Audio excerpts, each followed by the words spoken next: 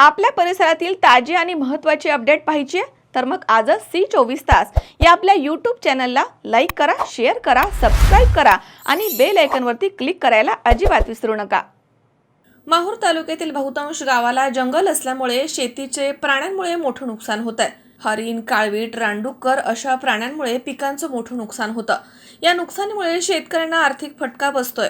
माहूर परिसरात वन्य प्राणी शेती पिकाचं नुकसान करत असतात। काही ठिकाणी जंगली प्राण्यांमुळे शेतकऱ्यांवरती हल्ले होतात। या संदर्भात माहूर तालुक्यातील नुकसानग्रस्त शेतकऱ्यांच्या शेतीचे पंचनामे करून त्यांना अनुदान देण्यात यावं, यासाठी तालुका शिवसेना उद्धव बाळासाहेब ठाकरे पक्षाच्या वतीनं जिल्हा प्रमुख ज्योतिबा दादा खराटे यांच्या नेतृत्वाखाली वन विभागाचे माहूर वन परिक्षेत्र अधिकारी रोहित जाधव यांना वन्य प्राण्यांमुळे शेती पिकाचे होत असलेल्या नुकसान भरपाई संदर्भात निवेदन देण्यात आलं आणि सविस्तर चर्चा करण्यात आली।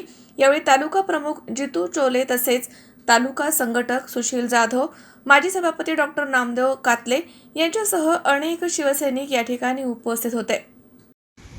आज रोजी शिवसेना माहूर तालुक्याच्या वतीने वन परिक्षेत्र अधिकारी माहूर यांच्या कार्यालयाला भेट देऊन माहूर तालुक्यामध्ये वन्य प्राण्यामुळे होत असलेल्या नुकसानीबाबत आम्ही वन परिक्षेत्र अधिकाऱ्यांशी चर्चा केली आणि त्यांना शिवसेनेच्या वतीने निवेदन देऊन माहूर तालुक्यामध्ये होत असलेल्या वन्य प्राण्याच्या नुकसान पिकाचं होणारं नुकसान यांची या कार्यालयातर्फे पाहणी करून शेतकऱ्यांना आर्थिक अनुदान देण्यासाठी आम्ही मागणी केली आणि याला प्रतिसाद या वन परिक्षेत्र अधिकाऱ्यांनी दिलेला आहे।